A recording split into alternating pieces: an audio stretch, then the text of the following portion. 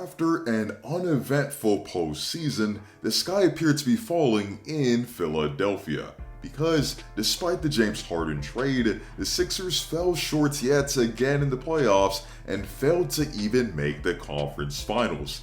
Not only that, Harden appeared to be a step slower and was due for a big extension that could have crippled the 76ers.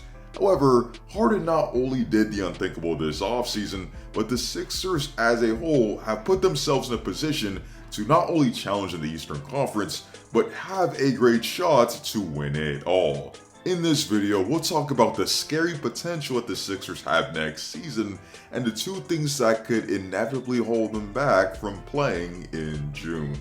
Before we begin, be sure to leave a like on the video, as each like makes a tremendous difference for the channel, and also be sure to sub for more content like this. When it comes to boom or bust potential, there's no greater example of this than the 76ers. I mean, they for sure have the talent to contend in large part due to Joel Embiid, who's a bona fide superstar who's been the runner-up for MVP the past 2 seasons and led the entire NBA in points per game, being the only center to do that since Shaq 22 years prior. Moreover, while I could talk about Joel Embiid all day, James Harden is actually why the Sixers had so much flexibility to begin with. This offseason, James Harden shocked the NBA world by taking less than what he could have potentially earned on that short-term extension in order for the team to load up in free agency. And while we will address those new acquisitions a bit later, we need to further talk about how Harden has further shocked the NBA. James Harden was objectively a far cry from what he was in his Rockets days and even early Brooklyn Nets days when he was in a Sixers uniform. He wasn't finishing at a level that we were accustomed to, his signature step back 3 refused to fall, and he really wasn't the offensive dynamo of years past. But this offseason, James Harden is literally in the best shape of his life and should consequently regain the burst and form that he once had. Even with the hamstring injury hampering him throughout last season, Harden was still able to get to the line at an elite level and was still one of the best playmakers in the entire league. So, with him finally being healthy and actually being in shape, I do expect Harden to play at an elite level once again. Do I expect him to average the 36, 8, and 7 that he did in 2019? No, but I do expect him to play like he did in his first year in Brooklyn before the hamstring injury, putting up the most casual 25, 11, and 8 that you've ever seen, while in worse shape than he is now. Harden and Embiid already form a lethal pick and roll combination. Maxey plays well off of Harden due to his ability to play off the ball, and Harden himself makes those around him much better, with Maxey and Embiid seeing a boost in efficiency with him on the court. So, when he's healthy, you're looking at one of the best duos in the league between him and Embiid that can keep the Sixers in any game at any given time. And it's safe to say that they're not alone.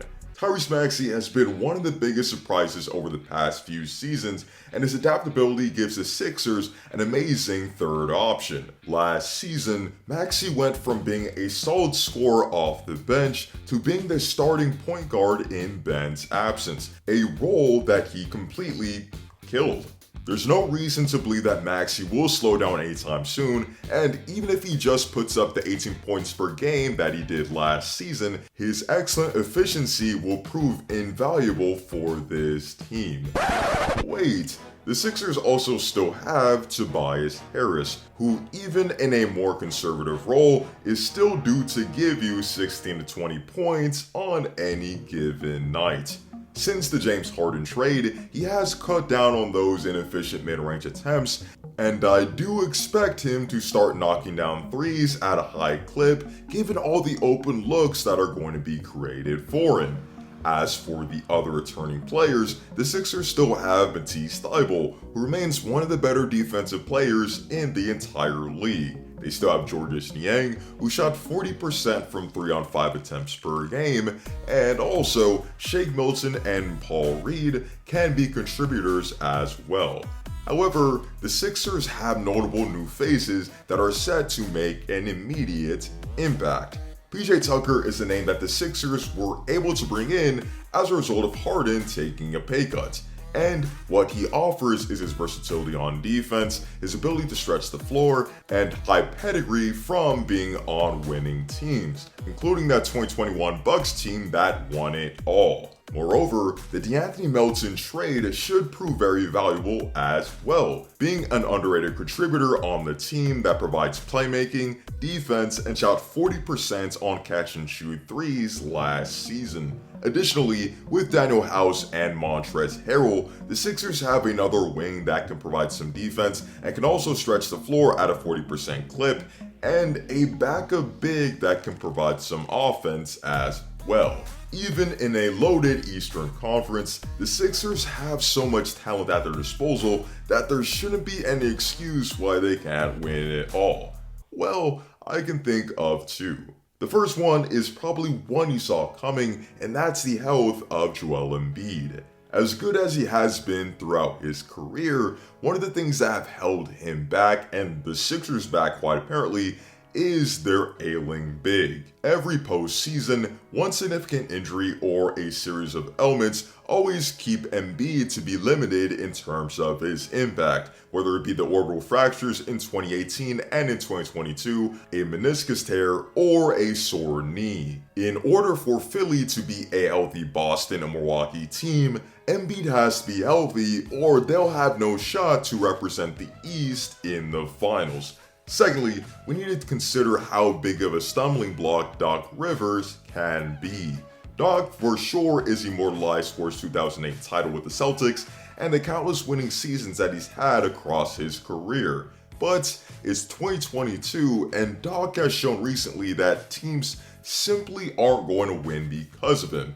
He's not going to make your team overachieve like the likes of Nurse or Spoelstra can, and he certainly can put your team in danger due to a lack of major adjustments. However, this might be the year that even mishaps from Doc Rivers can't cost the team a deep run in the playoffs. All in all, this is by far the most important year for the Sixers in the Embiid era. James Harden is healthy. This is the best squad that they've had from a talent perspective since that 2019 season, and they have a premier duo in the NBA.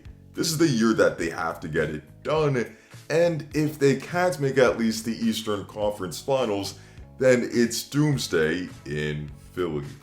Thank you all so much for watching, and be sure to comment your thoughts on the 76ers down below. In your opinion, how good will James Harden be next season now that he's in shape? And do you think that he can return to the MVP caliber player that he once was?